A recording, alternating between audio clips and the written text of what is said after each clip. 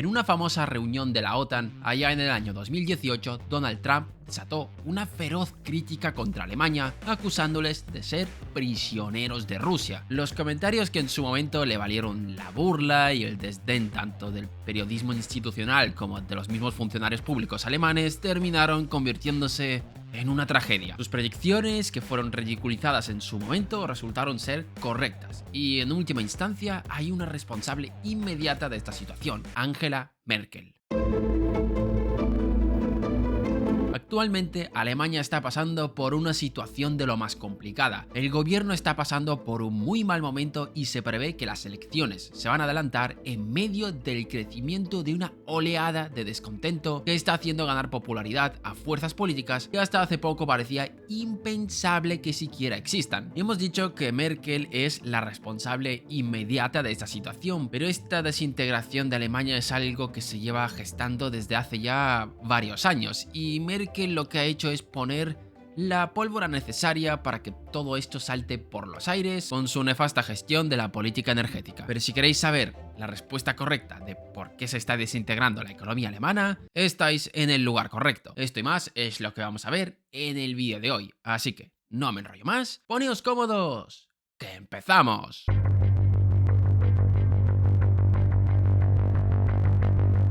Vamos a retroceder a uno de los eventos más importantes de la historia reciente alemana, la reunificación del país de los años 90. Se trata de un evento emblemático dentro de la historia alemana, pero también trajo consigo algunos problemas. Alemania destinó más de 2 billones de marcos para la rehabilitación de la antigua Alemania Oriental, lo que permitió su transición hacia una economía de mercado con resultados que no podrían calificarse como exitosos. Para el año 2011, el desarrollo económico en el este fue lento, contrastando con el acelerado crecimiento de las regiones occidentales del país. El desempleo en el este era significativamente más elevado, llegando a veces a un 15%. Según los economistas Schnauer y Merkel, no tiene nada que ver con Merkel, este malestar se produjo debido a la extensa ayuda social que estaba proporcionando el gobierno alemán. En otras palabras, las ayudas eran demasiado generosas y estaban obstaculizando el buen funcionamiento de la economía. Esto de aquí quizás no tiene demasiado que ver con lo que vamos a hablar a continuación, pero sí que es relevante a la hora de abordar el deterioro del gobierno alemán y el auge de movimientos que son catalogados por la prensa como extremistas, ya que como os podéis imaginar, la gente que vive en estas regiones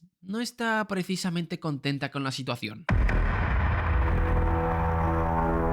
A finales del siglo pasado y principios de los 2000, el país llegó a ser tachado como el enfermo de Europa. En el año 2003 experimentó una breve recesión y entre el 1988 y el año 2005 el país crecía a una tasa de solamente un 1% del PIB. Fue una situación que hizo que el Banco Central Europeo bajara los tipos de interés para evitar que Alemania y otros países entren en recesión. Y tal como está constituida la Unión Europea, una caída de Alemania la sufrirían todos los países, y esa bajada de los tipos de interés también la han sufrido todos. Gracias a Freedom24 por ser partner de este vídeo. A pesar de los desafíos, la recuperación económica fue bastante notable, pero a pesar de la aparente robustez que presentaba la economía alemana, empezaron a salir otros problemas. Uno de los problemas ya lo hemos comentado, la división territorial, pero hay otro que tiene que ver con el corazón del modelo alemán.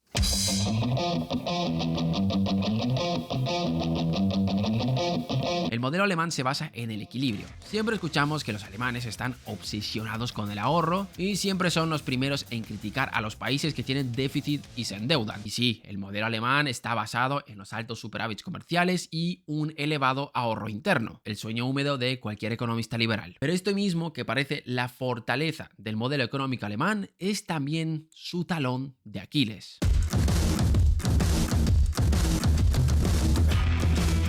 Alemania ha mantenido un elevado superávit comercial debido al predominio de su sector exportador, y esto se ha mantenido gracias a lo que se conoce como la depreciación interna de salarios. A ver, paso a paso. Normalmente, si un país quiere exportar más, lo que puede hacer es devaluar su moneda para que sea más competitiva. De esta forma, a los extranjeros les sale más barato comprarle. Esto sería el modo de proceder habitual para fomentar tus exportaciones, pero claro, Alemania tiene el euro, que depende del BCE, y no puede devaluarlo solo porque a Alemania le dé la gana, pero puede conseguir esa competitividad de otra forma sin tener que tocar la moneda.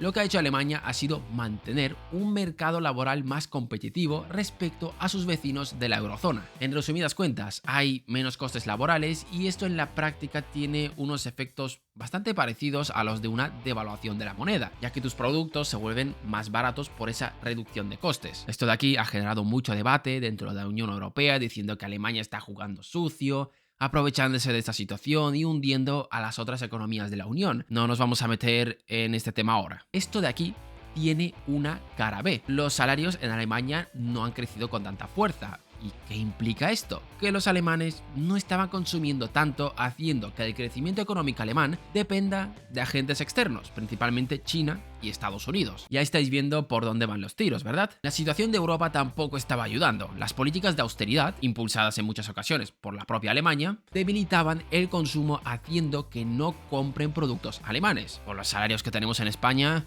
pocos Mercedes vamos a comprar, acrecentando aún más esta dependencia del extranjero. Es decir, el crecimiento económico alemán de los últimos años dependía más del exterior que de Alemania. Bastaba un pequeño movimiento en el mundo para que todo este modelo sufra. Pero es que los alemanes se han encargado ellos solitos de hacerse aún más vulnerables con su nefasta política energética.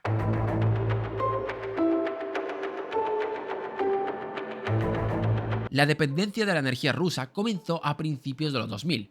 Alemania estaba en medio de la transición energética y para ello abandonaron la energía nuclear, redujeron su dependencia del carbón e invirtieron en energía renovable. El problema de esto, que los precios de la energía renovable son excesivamente volátiles, haciendo que la única forma de estabilizar estos precios sea utilizando una alternativa. ¿Y cuál era esa alternativa?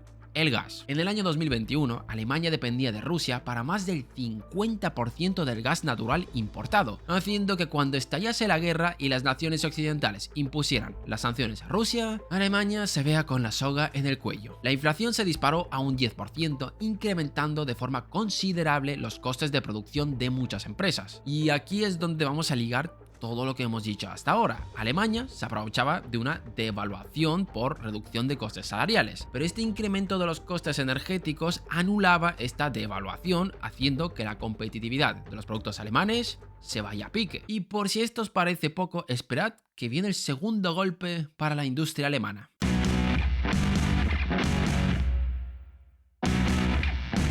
Como hemos dicho, China era un mercado importante para los productos alemanes, sobre todo si hablamos de la industria del automóvil. La cuota de mercado antes de la pandemia era de un 25% y ahora mismo se ha reducido a un 15%. ¿Razones de esta reducción? Por un lado tenemos el cambio de preferencias. Los consumidores chinos se han volcado al mercado eléctrico, un paso que las compañías alemanas por ahora no han dado, o mejor dicho, sí que lo han dado, pero no lo han hecho con la intensidad necesaria. Y por otro lado, y más importante aún, los consumidores chinos han optado por priorizar productos chinos. Para el año 2022, las marcas chinas representaron el 80% de las ventas de coches eléctricos, quitando de esta forma cuota de mercado a los productos alemanes, los cuales nos han subido al carro de los coches eléctricos, además de que no pueden competir en precio con los productos chinos. Esto de aquí ha debilitado aún más el mercado exportador alemán, haciendo que poco a poco su economía vaya enfermando y generando una tensión social cada vez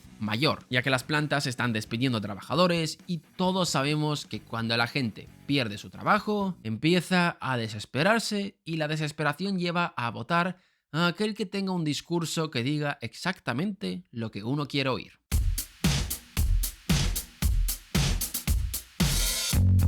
Puede parecer que todo se le ha puesto en contra a Alemania, pero aún hay esperanza. Los precios del gas ya han vuelto a la normalidad, haciendo que este problema de costes se vea apaciguado. Alemania ha conseguido sustituir el gas ruso, dejando atrás esa crisis de costes. Por otro lado, las compañías de coches alemanas están apostando por el mercado eléctrico, no como las compañías chinas, que están a años luz, pero sí que poco a poco van sacando productos. Estas causas transitorias ya han pasado. Alemania ya ha encontrado proveedores alternativos y los costes, como hemos dicho, han vuelto a la normalidad. Problema: que las causas estructurales persisten. La Unión Europea sigue teniendo esos problemas de demanda y los consumidores chinos siguen apostando por el producto local, haciendo que Alemania tenga que buscar un cambio en su modelo. Pero esta situación de creciente malestar se está haciendo notar en la población y prueba de ello son el auge de movimientos que se catalogan como populistas. A mí en lo personal no me gusta esta etiqueta. Y el actual colapso del gobierno de Scholz está preocupando a muchos, creyendo que Alemania también dará el viraje ideológico que estamos viendo a lo largo de todo el mundo. ¿Y vosotros qué pensáis? ¿Creéis que Alemania también va a dar ese viraje ideológico? Os leemos en los comentarios. Gracias por vernos un día más y nos vemos en el próximo vídeo.